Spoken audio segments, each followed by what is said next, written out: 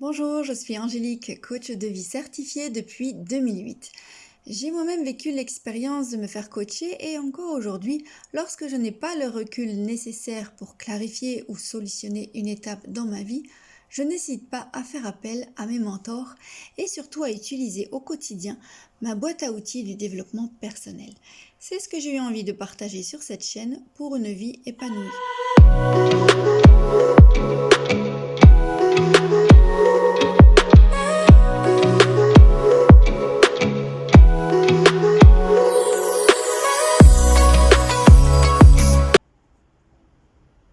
Alors le thème d'aujourd'hui, nous allons étudier le cerveau. Alors qu'est-ce que cette étude de cerveau vient faire dans le développement personnel? Eh bien justement, on va s'apercevoir qu'on va prendre des décisions sous le coup de la pulsion, sous le coup de l'instinct, des émotions, ou bien même des décisions conscientisées. Je ne manquerai pas bien évidemment de faire le lien, puisque c'est le but de cette chaîne où on parle beaucoup de relations toxiques et de couples conscients, donc je ferai le lien par rapport à ces décisions-là.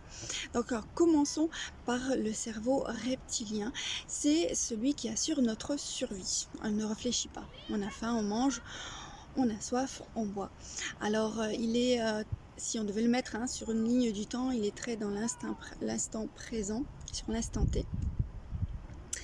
Et si j'ose dire, à ce moment-là, si un couple copule, c'est parce qu'il est dans l'instinct de survie pour assurer sa procréation. Alors, donc il est important pour notre survie. Effectivement, il n'est pas réfléchi, mais de temps en temps, on utilise aussi ce cerveau dans le développement personnel quand on a l'envie d'aller dans la méditation et qu'on veut lâcher justement le mental. Donc, il peut être utile pour ça de revenir sur notre cerveau reptilien. Alors, il fait le lien avec le cerveau limbique, qui est le siège de nos émotions, c'est-à-dire que celui-là, c'est le siège de la mémoire longue. Il est capable de se remémorer un souvenir, si c'était douloureux ou au contraire agréable, et de prendre les décisions d'aujourd'hui par rapport à ce souvenir-là. C'est malheureusement aussi là que on trouve nos conditionnements. C'est-à-dire que si on a été éduqué avec la pédagogie noire, alors si tu ne sais pas ce que c'est, n'hésite pas à regarder sur la chaîne YouTube Épanouie Vie, où je propose des tas d'outils qui sont en lien à chaque fois avec les nouvelles vidéos que je propose. Donc cette pédagogie consiste à faire obéir un enfant sans lui expliquer pourquoi. Donc c'est bien ou c'est mal.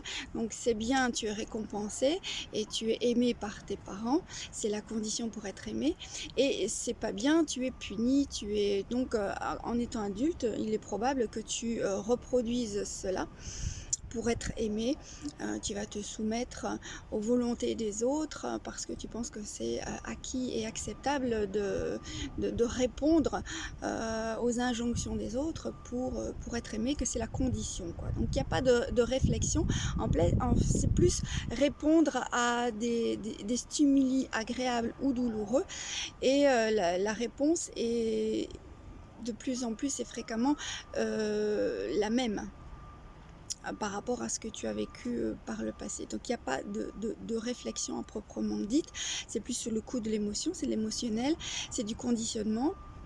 Dans certains cas, évidemment, ça ne se passe pas toujours comme ça, mais j'ai dit que je ferai le lien justement avec la relation toxique pour que tu puisses bien comprendre tes schémas de sabotage récurrents. Et donc, c'est là que nos décisions ne sont pas prises pour nous-mêmes, c'est-à-dire ce ne sont pas nos propres décisions, ce sont des décisions qui ont été conditionnées, des comportements qui ont été conditionnés. Donc, prends conscience de tout cela. Alors ensuite, on a le cerveau néocortex. Celui-ci a deux hémisphères, le gauche, le droit, et l'un est plus analytique, l'autre est plus créatif. Donc c'est là où on va trouver il y a beaucoup de bruit, donc je suis un petit peu perturbée. Ah, on est en train de refaire la plage. Ah oui, alors il est très tôt, il est 8h30. Pour éviter les touristes et le bruit, je me suis dit je vais tourner tôt, mais c'est raté. Alors reprenons, le néocortex. il est capable d'imaginer des solutions qui n'existent pas encore. Donc tu peux imaginer dans ton futur comment ça serait pour que ce soit mieux. Et donc sur une ligne de temps, sur celui-là, on pourrait le mettre sur le futur. Donc il est capable de voyager entre ce qui s'est passé dans ton passé et imaginer ce qui serait mieux pour le futur et prendre des bonnes décisions sur le présent. Ça s'appelle conscientiser.